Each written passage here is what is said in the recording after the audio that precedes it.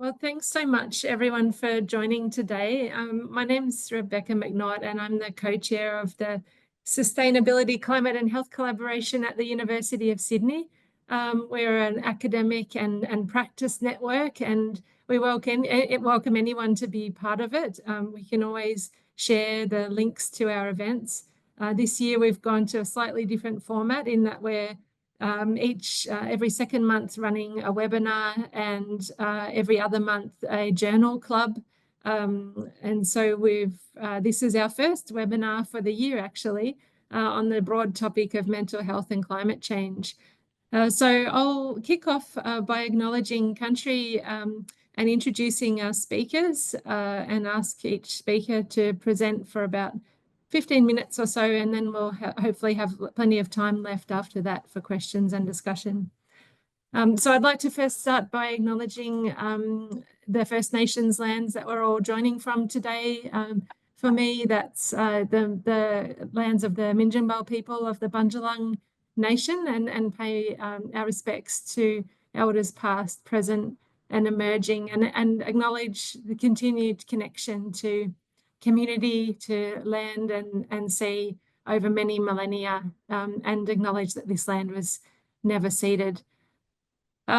So we're very lucky today on this panel regarding mental health and climate change to have two wonderful speakers who, I'm very privileged to be working or living in the same areas as these two speakers.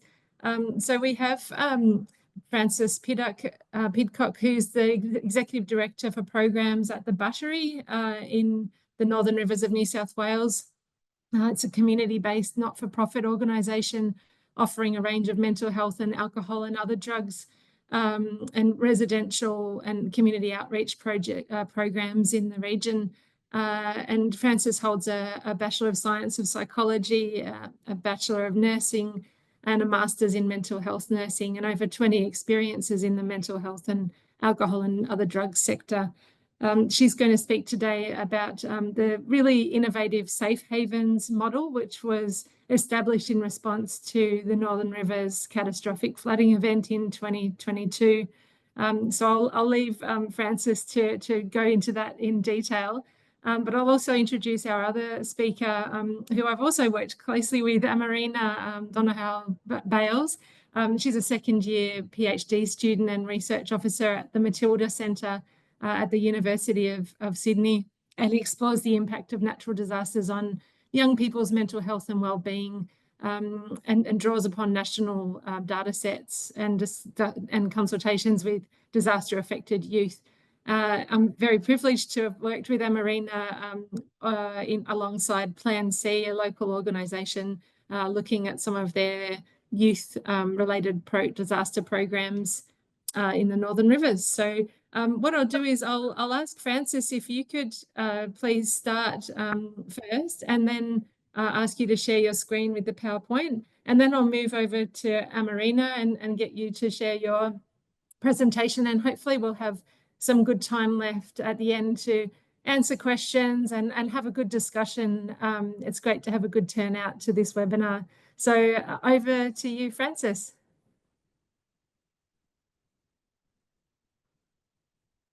Let me know if you're having any trouble with the sharing. I don't know if you need special permissions. Oh, looks promising. Are you able to see that okay? Yeah, thank you so much. That's wonderful. Okay, over to you, Frances.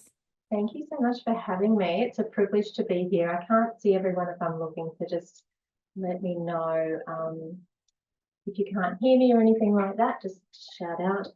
Okay, so my name is Frances Pidcock, and I'm the Executive Director of Programs at the Battery. My background is in nursing. I think of myself as a nurse and as a mental health nurse first and foremost. I've worked in New South Wales and Queensland Health in that sector for over 20 years before joining this organisation about 8 years ago. And I've worked myself up the ranks, and essentially what I do provide is clinical and operational oversight to the programs we run, which are, residential mental health programs in the footprint. What I'm going to be talking about today is one of our programs that was commenced in 2022 in response to the catastrophic floods. And I will talk a little bit about the impacts and the way we kind of designed the program that I think has lent towards its success. But first, I'd like to just take a moment to acknowledge the traditional custodians in the lands that we meet today, and I'm in Bundjalung Nations, specifically on Arakwal land. And I just want to share with you for a moment the Reconciliation Plan artwork that we commissioned that speaks of the experiences of First Nations people in our lands, and there's truth telling and there is hope and meaning as well. During this brief presentation, I will be talking a little bit about the floods, and there will be some images of the floods for those who maybe have not lived closer to us or have not experienced. So I just want to just say, if it brings up anything for you, just remember to take care of yourself and reach out for support. So a little bit about the Northern Rivers region, for those who are unfamiliar, is it is Bundjalung and Yagal country, and Yagal is also known as Yamba. It encompasses 7 local government areas of Tweed, Kyogle, Lismore, Ballina-Byron, Clarence Valley, Richmond Valley, and Urbanville, just a section of the Urbanville section of Tenterfield. And the population is quite unique, and each area of the Northern Rivers is different, but there are a couple of priority populations, including those who identify as First Nations and a more ageing population as well. Prior to the events of 2022, we did see that we had significant indicators of disadvantage and social determinants of health.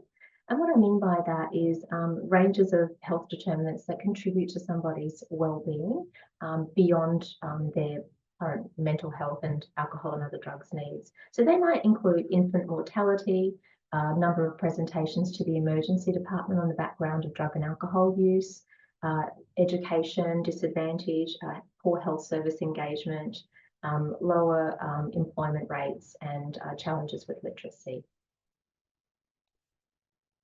So the flooding that happened in 2022, there has been many floods in this region as that happens, particularly if you think about Lismore, created on the landscape that it actually is located. But the 2022 floods were never seen before. They occurred over 2 months on 2 separate events, the first in February and the first in March. And it's important to sort of understand the impact was on the background of 2 years of solid high rainfall. So the ground was very, very wet even prior to the weather from this flooding event. There were record-breaking daily rainfalls over the period, up to 1 metre a day in some locations, and some of them, as I said, have the highest on record, include Richmond, Tweed, Brunswick basins, and centred around the Mid-Richmond and Wilson's catchment area. The records of the actual flood event exceeded previous records in that we saw, for example, in Lismore, 14.37 metres high versus the previous highest recorded of 9.7, with a difference of 4.67 metres, which is really significant. The impact time is really important to understand too, because it mostly occurred at night. Whether it happened north, central, or down south as the weather rolled through, it mostly occurred at night time. So people were unprepared and surprised and not ready. Additionally to the impact time was the loss of connectivity, such as electricity and mobile phone use. So prior to the flood arriving, what generally happened in the areas is that people would lose electricity and mobile phone connection up to 24 hours prior. So there was no way of actually getting news or reaching out and providing information to others as well. And I just want to pay my respects to the very long wait that people had at times to be rescued when they were waiting on their houses, their roof houses and other areas around the region. I'll just show you a few pictures that were shown of the flood impact at that time. So 2-storey houses were flooded.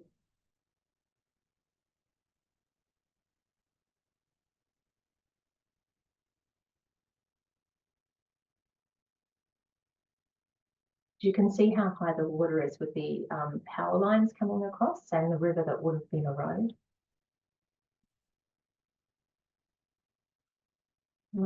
It's definitely not my area of expertise, flooding and environmental and impact, but I'll just tell you a little bit about how I see that it impacted our organisation, what we aim to do, which is improve people's mental health and wellbeing, and the local community now and in the future.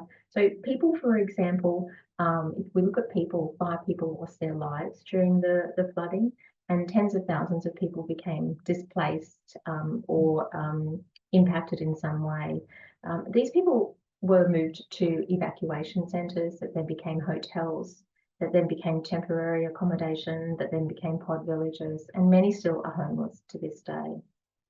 The asset damages have been quantified at 8,170 properties damaged, 1,500 destroyed completely, 24,500 insurance claims, and public infrastructure and reconstruction works valued at $5.4 billion. The area also lost the opportunities and what was in play for development and expansion currently, which really impacts us today and going future, where the confidence to create industry in our region is lessened. The loss of labour force is significant for our community when we are unable to employ people who are qualified to provide the supports that the community needs due to the lack of housing.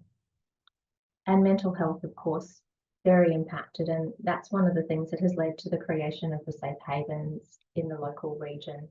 So in response to the flood, our primary health network called Health North Coast, utilising New South Wales Health Flood Recovery Funds, commissioned the operationalisation of 4 safe havens strategically located in flood-affected regions, but not just for flood-affected people, for anybody. Those regions were Moolumbar, Mullumbimby, Woodburn and Lismore. The aims were very simple: to provide a seamless drop-in centre without any referrals at point-in-time products such as counselling, mental health and wellbeing care, with a suicide prevention framework, access to peer workers in every single site every single day, and qualified clinicians to provide counselling. The implementation, the programs were up and running within 10 days of execution of contract, which was an amazing response, and really due to locals wanting to give back to their community. The staffing, as I said, included peer workers and clinicians and case managers, and the kinds of products people received were anything from practical support to one-on-one counselling and group work as well. One of the great things about the Safe Havens, I believe, that led to the success was the implementation of the employment of community engagement officers, one of whom had an identified role. So we had a First Nations community engagement officer.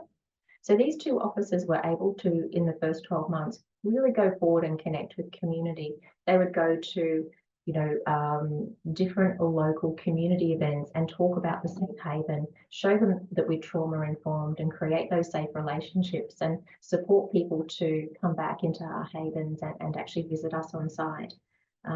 We also really encourage people to contribute towards the model adaptation, asking people what it is that they want. We did lots of surveying, lots of need analysis and lots of engagement with people for the first year very robustly.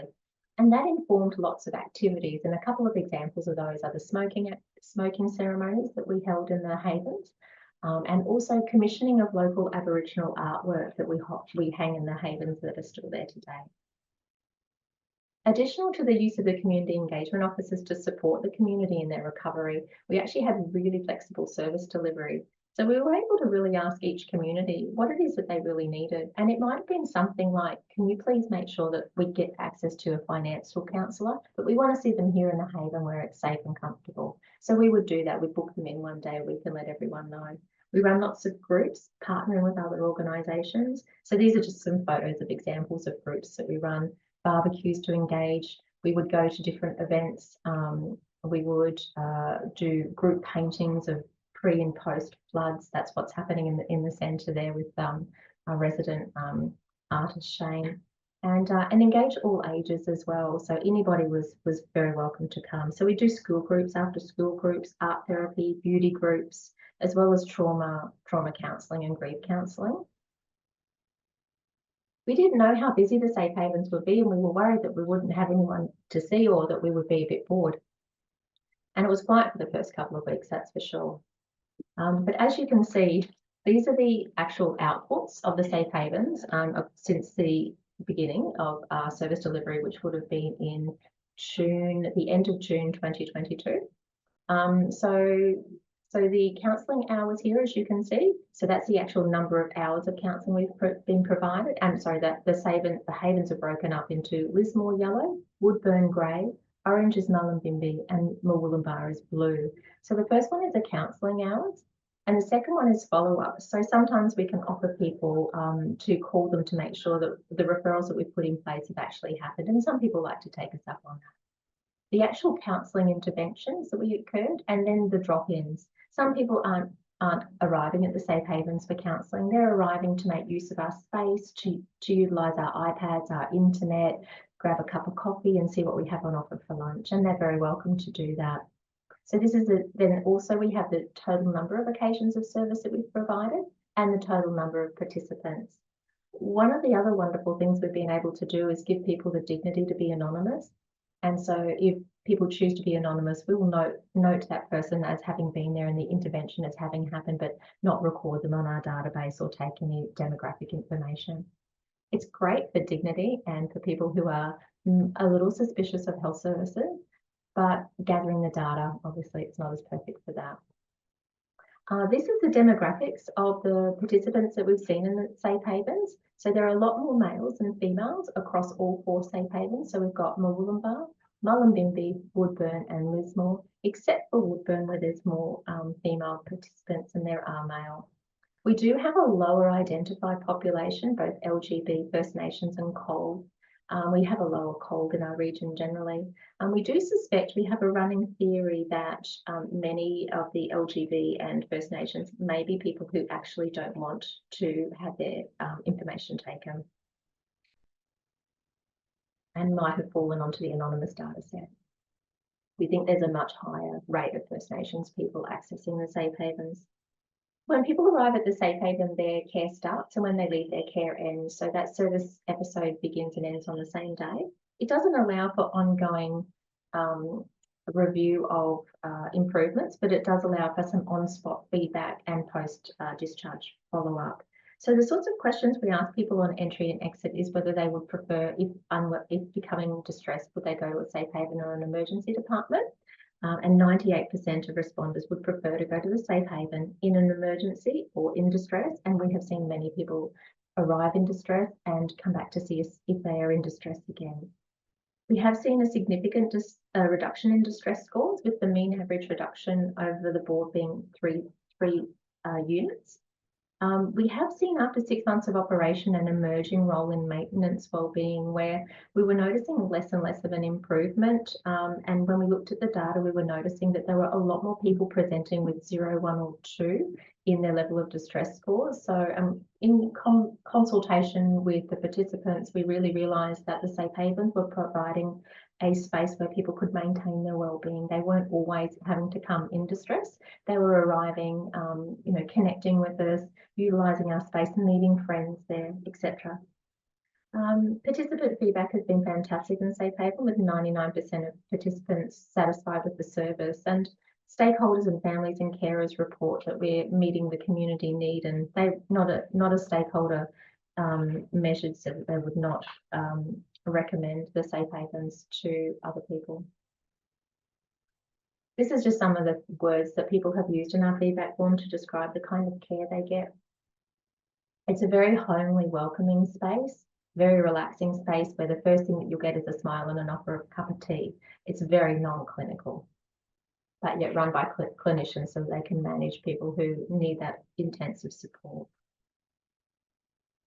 On the background of the recent cyclone event, I had a look at the data just recently and noted that with the cyclone event, what had actually happened was the participation in safe havens went down that week as we were building up preparation for the cyclone, and the week after the participation rates went up very high, and they've gone back to baseline for all areas except for Lismore, who I think are quite struggling still with the impacts of Cyclone Alfred. Thank you for having me. That ends my discussion today. I'll stop sharing now. Thank you so much, Frances. What an amazing model, and in terms of its flexibility and meeting people where they are at, and capturing that full range of, services, everything from people in crisis to, maintaining well-being. So I know I've got a couple of questions, but I'll save them, and we'll wait for the discussion afterwards. And I'll hand it over now to Amarina. If you could please share your screen and present. Thank you. Thanks, Frances. That was wonderful. I'm just going to quickly share. If I've got the right screen.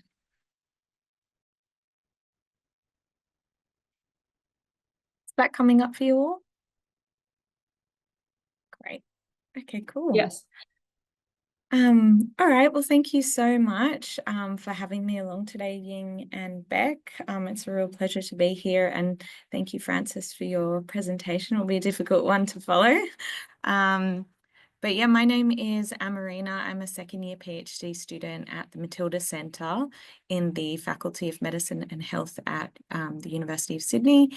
And today I'll be going through some findings from my PhD so far and a bit of an overview of my broader plans for the next few years. So I would firstly like to begin by acknowledging the traditional owners and custodians of the lands on which we live, meet and work. We're currently on the lands of the Gadigal people of the Eora Nation, and I pay my respects to elders past and present and recognise the continuous connection of Aboriginal and Torres Strait Islander peoples to country. But also in the spirit of today's presentation, I would like to recognise that Aboriginal and Torres Strait Islander peoples have flourished sustainably on this continent for over 60,000 years. And I recognise that climate change is disproportionately affecting our First Nations peoples. So respect for traditional knowledge and promoting the rights of First Nations communities must really lie at the heart of how we respond to the climate crisis.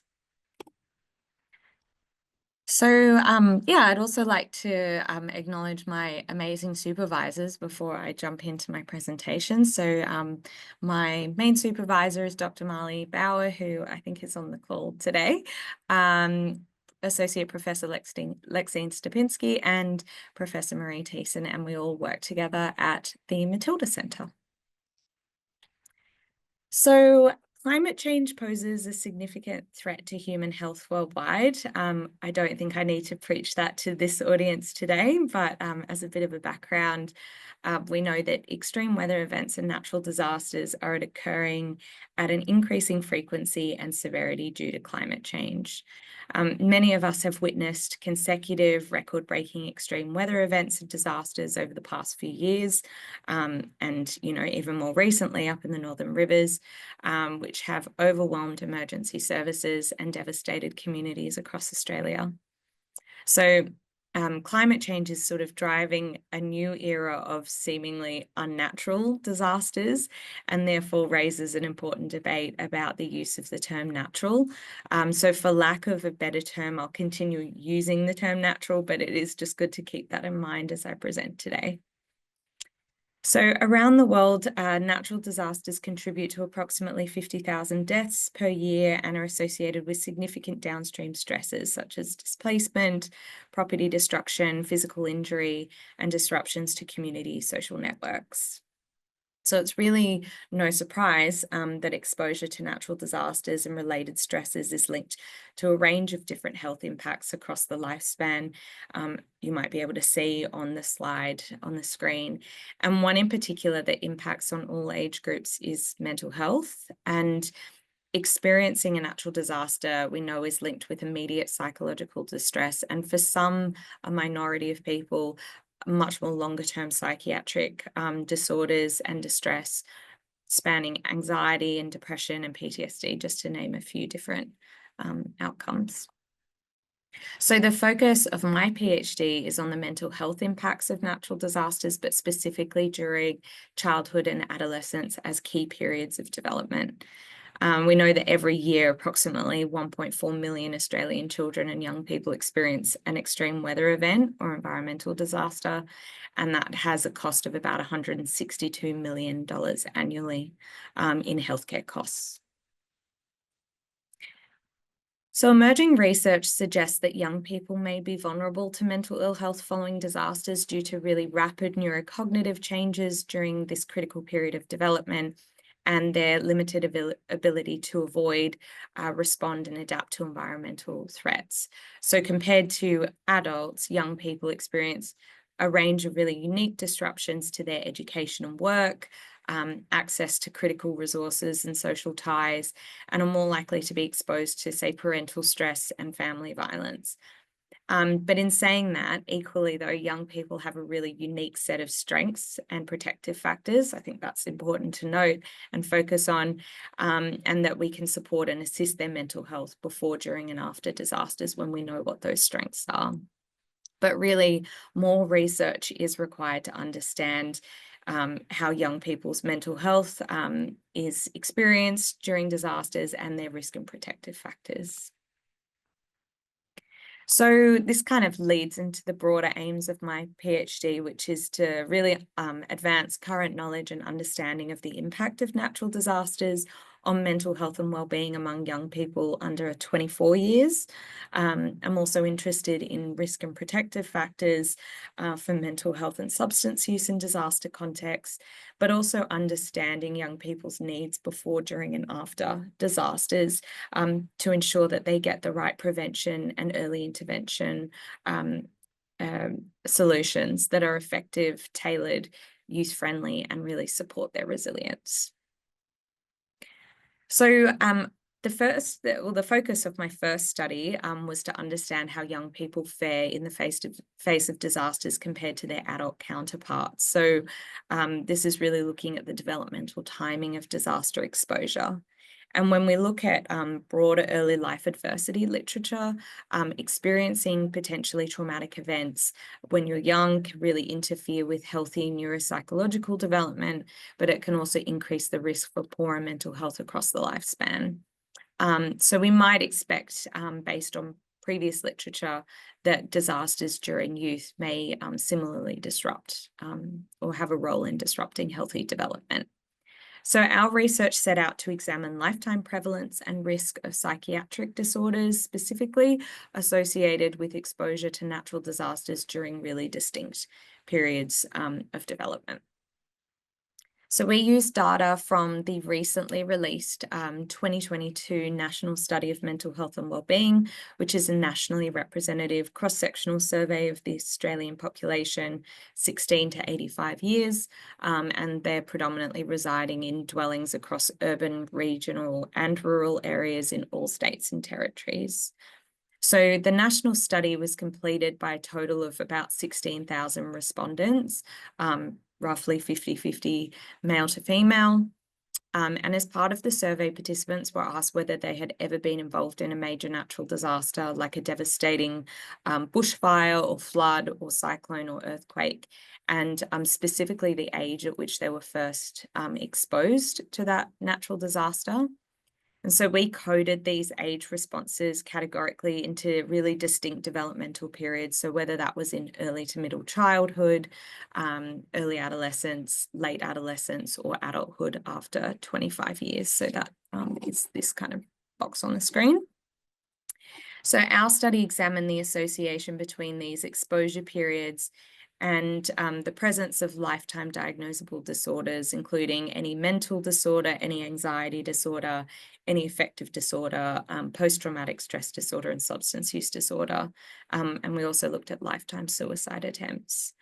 And we also controlled for a range of different covariates, including, sex, age, remoteness, how many times they'd been exposed to a disaster, previous traumatic events. Lots of good things.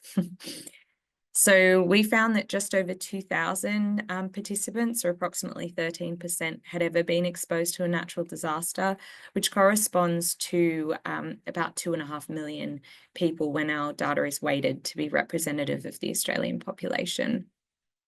I wasn't really able to include a comparison of demographics between those who had been exposed versus non-exposed, because it would take up the whole screen. But it's worth noting that the disaster exposed group had a higher proportion who were male, living in non-urban areas, as you can imagine, residing in more socioeconomically disadvantaged areas, were unemployed, with a post-school qualification, and were born in Australia rather than overseas.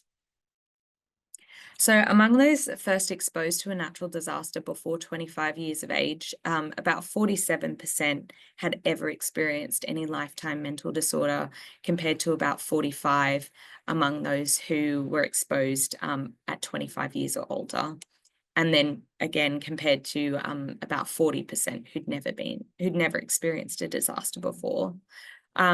I won't take you through each outcome in detail, but on the whole, we can really see a trend that the disaster exposed group in the pink and red, we can see a trend that they had a higher prevalence of outcomes, of mental health outcomes, compared to the non-exposed group. And we're seeing some indication, perhaps, that those first exposed when they were young may have slightly higher rates of psychiatric disorders compared to those first exposed as adults. But we need to look further.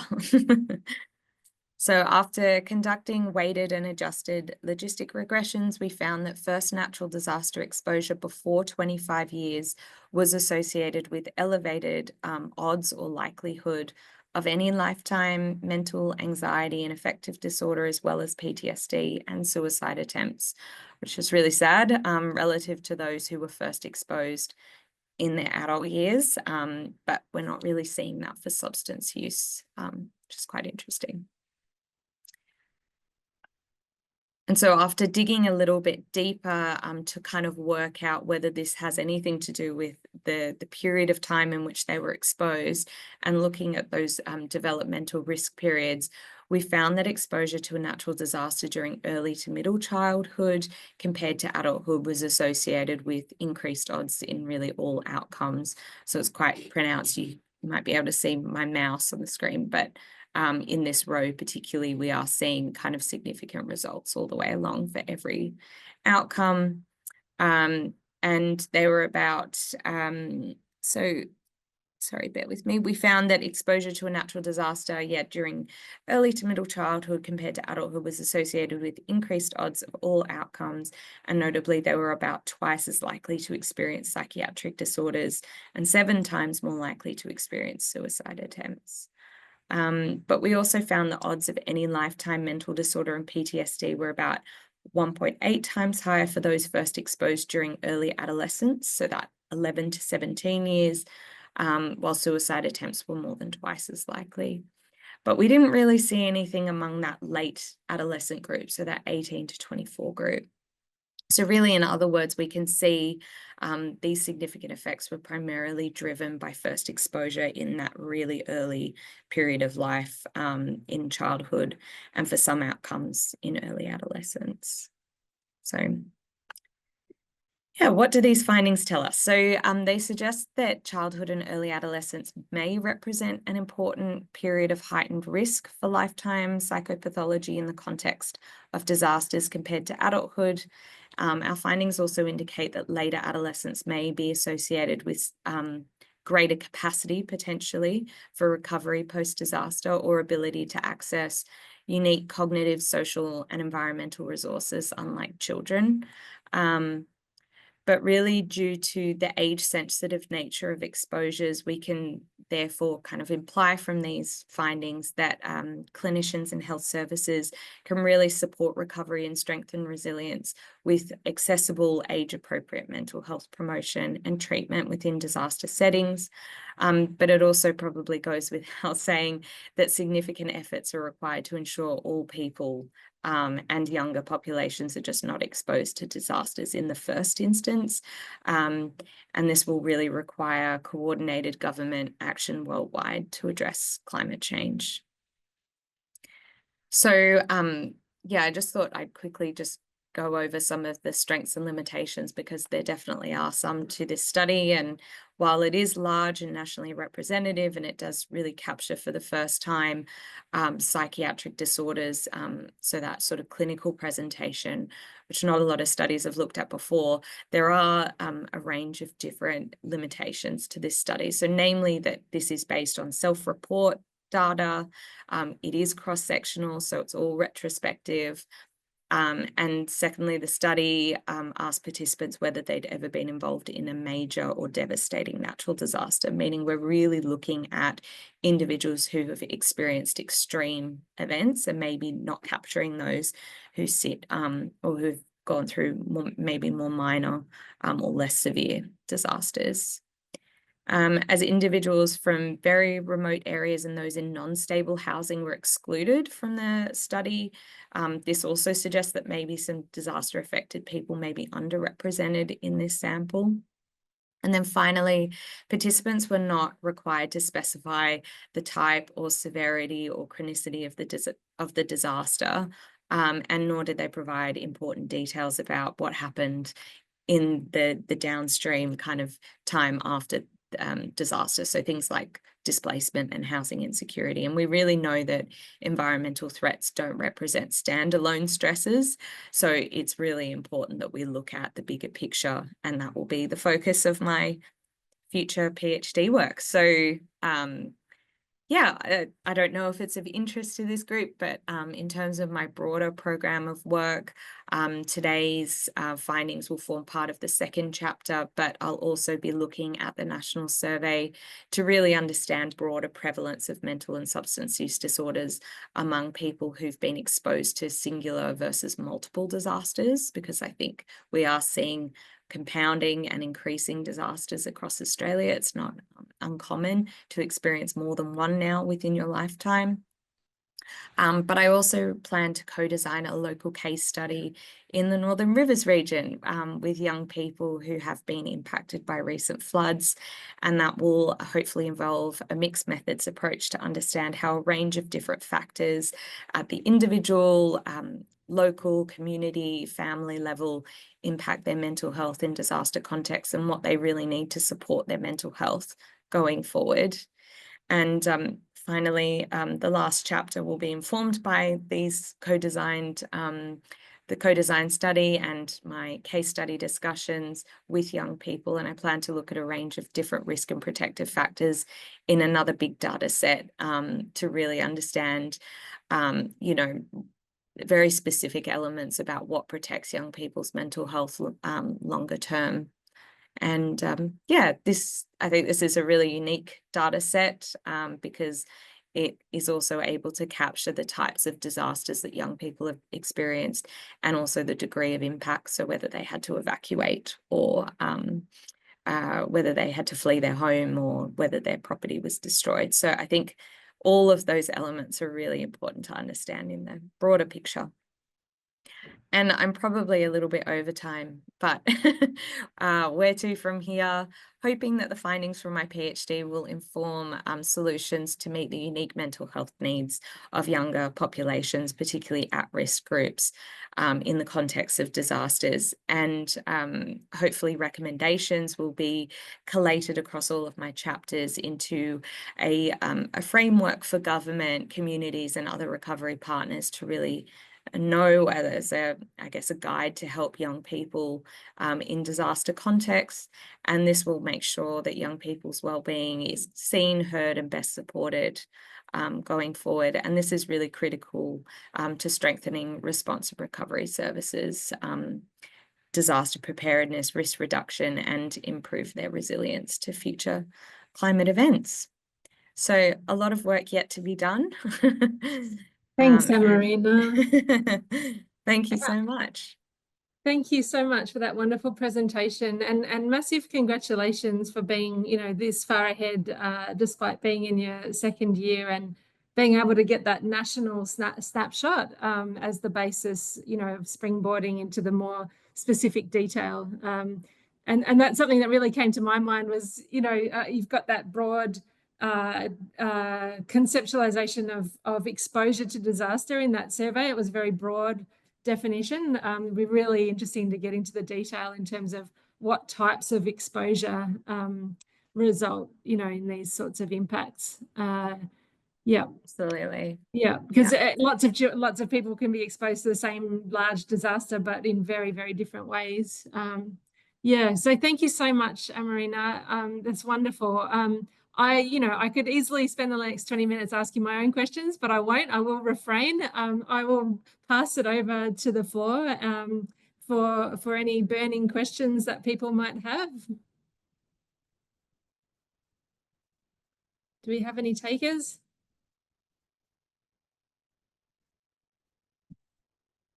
All right. I am going to ask my question then. I would like to ask a question of Francis. Sorry, Becca, I did have a question. I put my hand up. Oh, sorry, Jo, I didn't see that. Thank you. It took me a couple of seconds to find All that hand up yours. thing. I don't know why it's always so hidden. Well, that was fantastic. Thanks so much, Francis and Amarina. I have questions for both of you.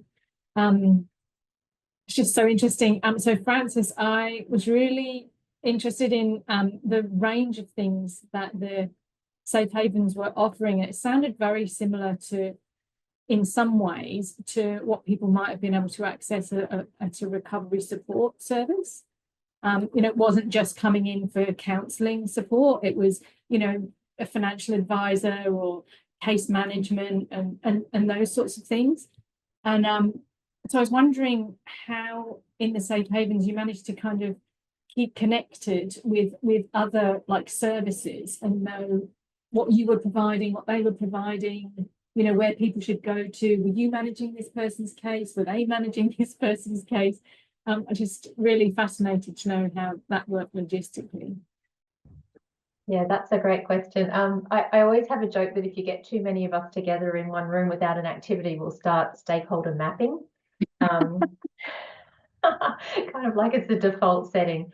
Well, look, we're quite privileged because we pivoted so quickly. We employed people who were local people, and one of the things we were looking for were people who were heavily connected.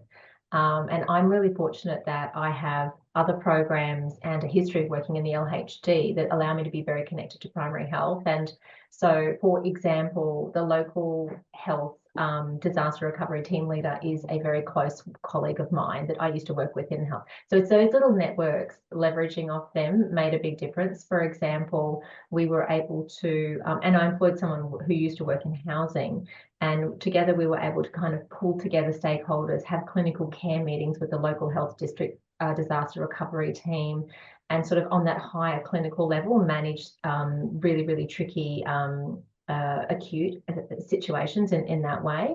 So we would have a lot of meetings and clinical meetings and stakeholder engagement meetings outside of the hours that the haven was open to make sure that we were working the correct way efficiently on the ground. And we held a lot of community morning teas. We welcomed stakeholders to come in. So what we would say to people is, don't refer your client. Come on in. Just meet us. Meet the team. The team are just so wonderful that as soon as you meet them, you feel safe to bring your client or refer your client to us. So that was another way that we managed that. The LHD manager, the senior manager there, was really, really into things like share care plans as well. So that made a big difference as well. So we'd do case conferences for the more tricky cases. We would get referrals from the emergency departments as well. So people who presented there with in suicidal distress, and so they would be referred. But as they got referred means you're okay now, but please, here's safe haven. You go there if you need to. And then they would actually call our clinicians, and we would talk about the same clients and keep an eye out for them in that way. So there's a lot of work in the background that happened to do that, and I can't say that it was perfect. And it was such a changing space. So we even changed locations from one of our havens. That made a big difference. We became a more centralized spot, so that was actually better for us. But I just think that the community engagement officers were instrumental in just getting the word out and letting people know what we did and making sure that people felt very comfortable to drop in. We operated 7 days a week for the first 2 years as well, so that really made a big difference as well, that accessibility. That's great, thanks. And that stuff is often sort of quite invisible, but it's so important, isn't it? Time services into other clinicians and other practitioners and understanding how the whole system works and where people are at in the system. Yeah, so the investment in the 2 community engagement officers in the first iteration of the contract by Healthy North Coast was instrumental in the community connectedness and the success of the program, and making sure that one of them was First Nations identified was a huge game changer as well. Yeah, yeah. I had one other question for Frances. Is that all right? Go for it, Jo. Don't want to hog the question time. So I'm just really interested, Frances, in your figures about men coming to your service and what your reflections are on why and how that came about. You know, why was it so accessible for men? I think some of the services that we see are dependent on referrals, which means that the man has to have gone to a third party to have a need be identified to then receive that referral. And maybe that first bit's the bit that's missing. So I had some really amazing male staff members who identified that actually there was a lot of men in the community who weren't engaging, and they were concerned initially about the stats. And so they started doing things like men's morning tea and blokes breakfast and things like that. And that was really the solution and it ended up being that we ended up with more male participants than female, but we didn't start off that way. We were far more higher in the female participants in the beginning than we were the male. But I think, yeah, that community connection and desire of the men to have men's business groups. Yeah. Oh, that's great. That's really helpful. Thank you. And great that those sorts of things actually work. Holding men's breakfast and stuff, blokes breakfast. Thanks, Jo. That was also my question. It's such an interesting finding. Anyone else got another question, comment? Ying? Yeah, just I really want to thank you both speakers for this really insightful talks about your projects. And I have a quick question for each of you. And Frances, I wonder where the funding and how you can sustain the free service to the communities. Quite often for grant application, we can just ask for like a couple of years, and after that we have to then really struggle sometimes to continue our free service to the communities. So how would you manage that challenge in sustaining funding? That's my question. And what part is useful? So to answer how we manage the challenge of sustaining funding, yeah, that's definitely part and parcel of the landscape of reliance on government grant funding, and this is unusual where it's New South Wales funds that are filtered through the PHN, so it's a little bit different than perhaps the normal stream. We've already been extended on one occasion, so the grant funding actually is due to end on the 31st of December this year. So the way I sort of do a multi-pronged approach. So I make sure that I get enough evidence as I possibly can for the usefulness of the service and the holistic impacts that the service provides in the community.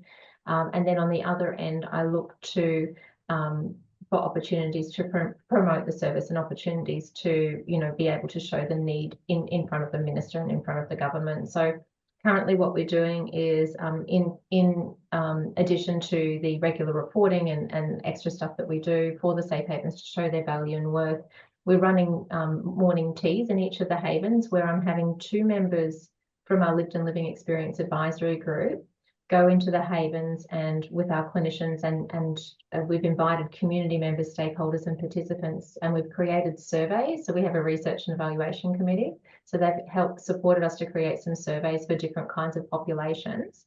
And basically we're just trying to, talk to people about, how have we managed to, have a positive impact? How would it be like if we weren't around anymore, and try and use that to support, the continuation of our funding.